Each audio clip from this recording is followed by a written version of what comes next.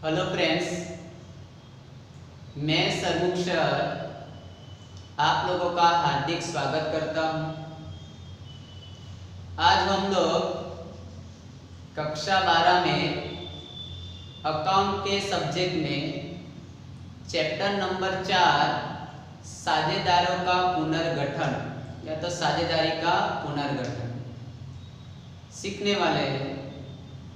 सबसे पहले तो साझेदारी किसे कहा जाता है वो आपको मालूम होना चाहिए। दो या दो से अधिक व्यक्ति साथ में मिलकर लाभ कमाने के उद्देश्य से जो व्यवसाय प्रारंभ करते हैं उसे हम लोग साझेदारी के नाम से जानते हैं। और जो भी व्यक्तिगत रूप से व्यक्ति शामिल होता है उसे हम लोग साझेदार के नाम से जानते हैं। और ये सारे साझेदारों को मिलकर एक समूह बनाया जाता है या तो एक ट्रस्ट बनाया जाता है, फर्म बनाया जाता है, उसे हम लोग साझेदारी पेढ़ी के नाम से जानते हैं।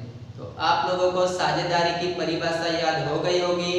दो या दो से अधिक व्यक्ति साथ में मिलकर लाभ कमाने के उद्देश्य से जो व्यवसाय प्रारंभ करते हैं उसे हम लोग साझेदारी पेढ़ी के नाम से जानते हैं या तो साझेदारी के नाम से जानते हैं। पुनर्गठन, पुनर्गठन को हम लोग एक शब्द में बोले तो परिवर्तन। तो आप लोगों को साझेदारी का पुनर्गठन, तो सबसे पहले साझेदारी का पुनर्गठन अर्थात उसकी परिभाषा, साझेदारी की पुनर्गठन होता क्या है, तो परीक्षा में आ सकता है। ये आप लोगों को एक नंबर के सवाल में आ सकता है। अलग अलग कारणों से साझेदारी में होने वाला परिवर्तन अर्थात साझेदारी का पुनर्गठन, या आप लोग विभिन्न कारणों से साझेदारी में होने वाला परिवर्तन अर्थात साझेदारी का पुनर्गठन। तो आपको उसकी परिभाषा समझ में आ गई। हम लोग बोर्ड पे लिख देते हैं।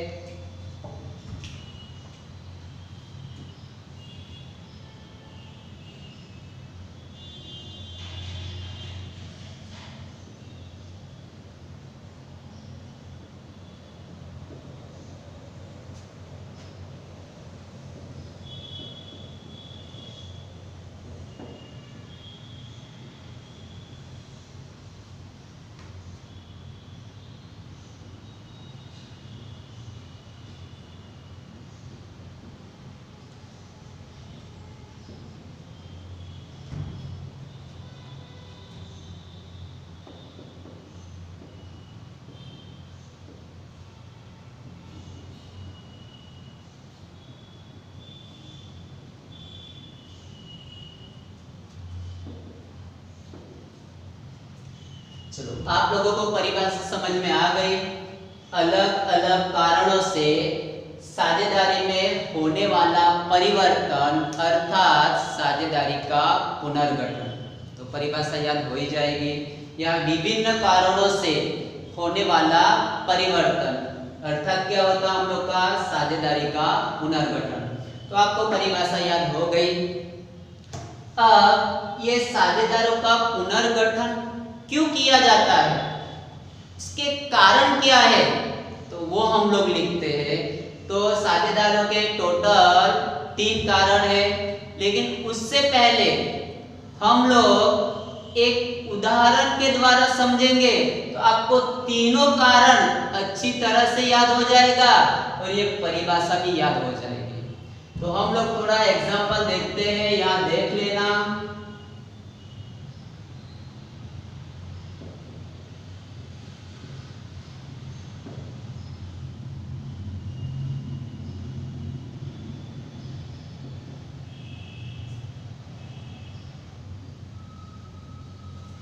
चलो, आप लोगों को सबको मालूम है अमिताभ बच्चन, अभिषेक बच्चन, उसके बारे में तो आप लोग जानते ही हो।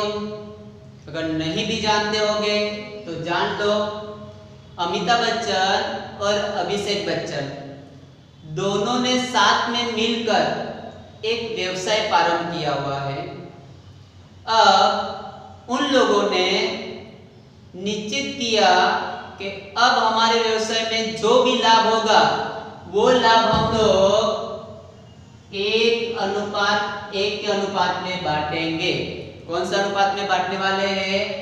1:1 में बांटेंगे। माना कि व्यवसाय का लाभ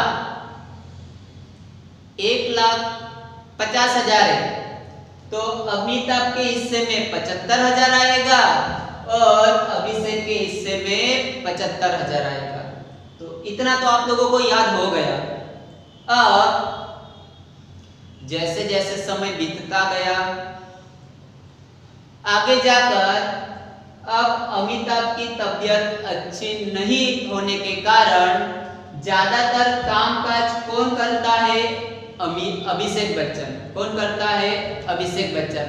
तो इन दोनों ने मिलकर डिसाइड किया कि अभी हमारे व्यवसाय में जो भी लाभ होगा वो लाभ अभी हम लोग कौन से अनुपात में बांटेंगे? 1:2 में बांटेंगे। कौन सा अनुपात में बांटेंगे? 1:2 में बांटेंगे।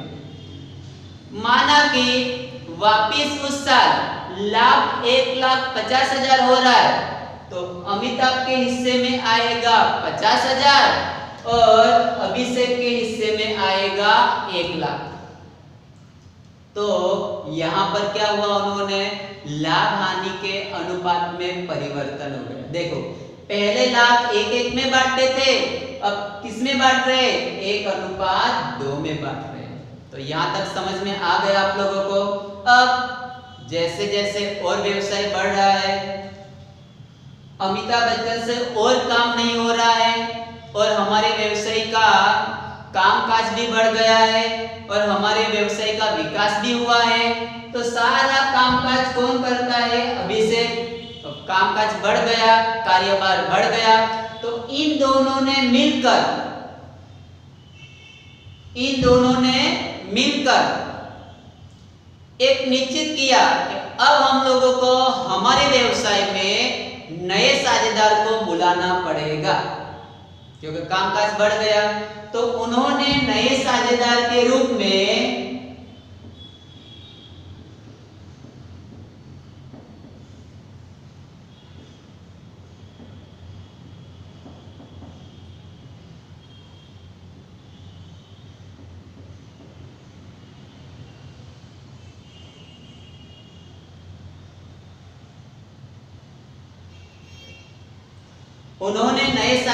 के रूप में ऐश्वर्या राय बच्चन को बुला लिया। देखो, पहले 2 साझेदार थे, अब तीसरा साझेदार कौन हो गया?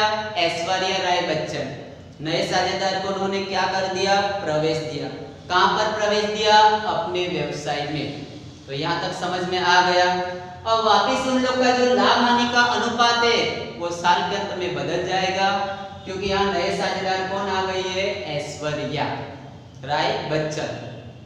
अब और उन लोग का आगे बढ़ते गया व्यवसाय। अब अमिताभ से कुछ भी काम हो रहा नहीं है। उन्होंने निश्चित किया कि अब मैं अपने व्यवसाय में से निवृत्ति लेने वाला हूं। उन्होंने अपना व्यवसाय में से निवृत्ति लेकर किसको अपना व्यवसाय सौंप दिया? अभिषेक और ऐश्वर्या राय को। तो किसने निवृत्ति ली? अमिताभ बच्चन ने। तो यहाँ हम लोग लिख देंगे साझेदार की निवृत्ति।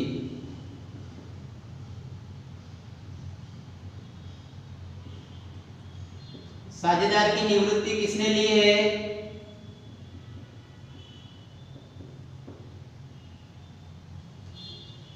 अमिताभ बच्चन। तो आप लोगों को यहाँ पे टोटल देखोगे तो 3 कारण देखने को मिले। कितने कारण? 3 कारण। अब देखते हैं हम लोग को कौन कौन से कारण है, और आप लोगों को अब ये एग्जाम्पल उदाहरण की मदद से आप लोगों को ये सारी चीजें समझ में आ ही जाएगी। तो सबसे पहले हम लोग देख लेते हैं यहाँ पर साझेदारी का पुनर्गठन के कारण कौन कौन से हैं वो।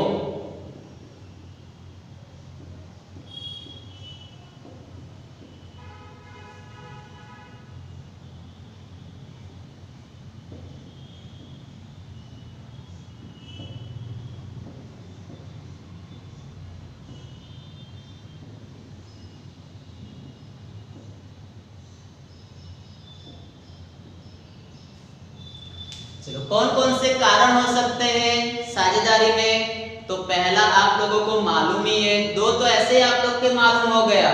तो सबसे पहले कारण हम लोग यहाँ पर लिख देते हैं,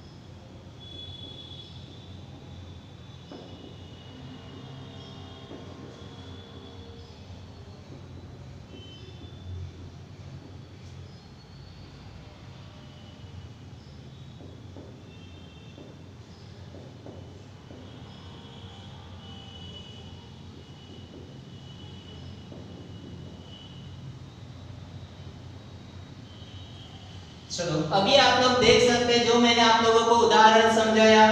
पहली परिभाषा देख लो, अलग अलग कारणों से साझेदारी में होने वाला परिवर्तन। कितने कारण है उसके?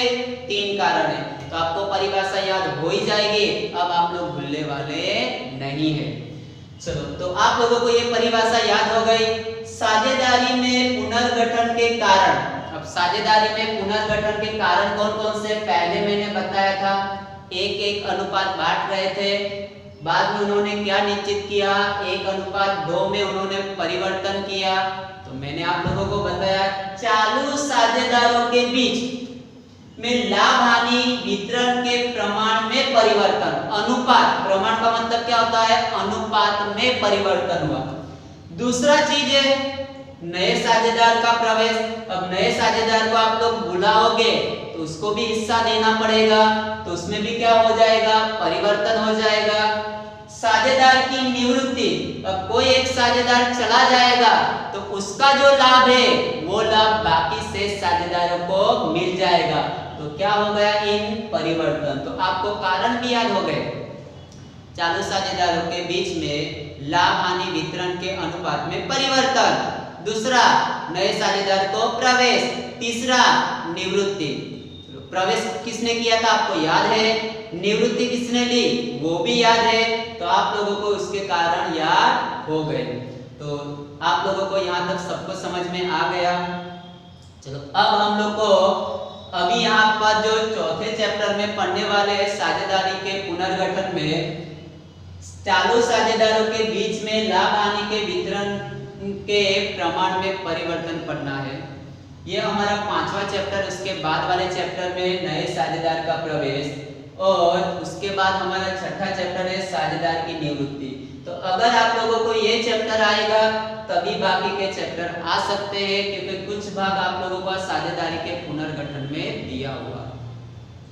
अब हम लोग थोड़ा सा उसके बारे में पढ़ लेते हैं, फिर आगे के वीडियो में हम लोग उसके सवाल कुछ करेंगे, कुछ सूत्र देखेंगे। तो चालू साझेदारों के बीच में लाभ हानि के वितरण के प्रमाण में परिवर्तन, उसके भी 4 कारण हैं। कितने कारण है? 4 कारण। अब कौन कौन से 4 कारण हैं? आपके सामने 3 कारण तो पहले से ही। सबसे पहले कारण क्या हो सकता है? अगर कोई साझेदार नांदुरस्ती होता है, या तो अपनी इच्छा के अनुसार क्या कर देता है? व्यवसाय को परिवर्तन, लाभ में परिवर्तन करता है, तो भी क्या हो सकता है?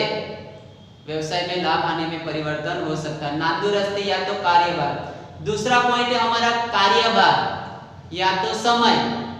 जब कामकाज बढ़ जाता है या कार्यभार बढ़ जाता है तभी भी हमारे जो अनुपात में क्या कर सकते हैं हम लोग परिवर्तन कर सकते हैं। बाकी दो कारण आपके सामने है। नए साझेदार का प्रवेश, इसकी वजह से भी परिवर्तन हो सकता है। साझेदार की निवृत्ति की वजह से भी क्या हो सकता है, परिवर्तन हो सकता है। अब साझेदारी पेड़ी धारा 1932 के अनुसार अगर एक बार साझेदारों ने जो लाभ हानि का अनुपात निश्चित कर दिया, उसके बाद उन लोग परिवर्तन कर सकते नहीं है।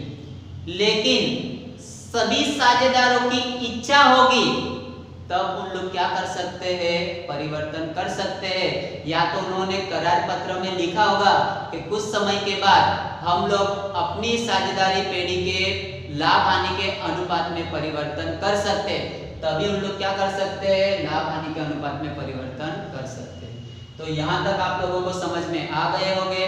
पहले आपकी ये परिभाषा एग्जाम में आती है, याद कर लेना आप लोग। ये भी कारण आ सकते हैं, साझेदारों में पुनर्गठन के कारण कौन कौन से हैं, तो आप लोगों को अच्छी तरह से समझ में आ गया होगा। अब आप लोग भूल पाओगे नहीं। ओके, और ये मत सोचना कि अमिताभ, अभिषेक और ऐश्वर्या हो रहा है वो तो घर के हैं, तो घर में कहीं थोड़ी ऐसे अनुपात में बांटा जाता है। व्यवसाय में सब अलग अलग होते हैं। आ गया समझ में? तो हर एक को लाभ अलग अलग मिलता है। तो आप लोगों को समझ में आ गया होगा। ये आप लोगों को परिभाषा और उसके कारण लिखने हैं। ओके, अब हम लोग नेक्स्ट वीडियो में मिलेंगे। तब तक bye bye, thank you, welcome.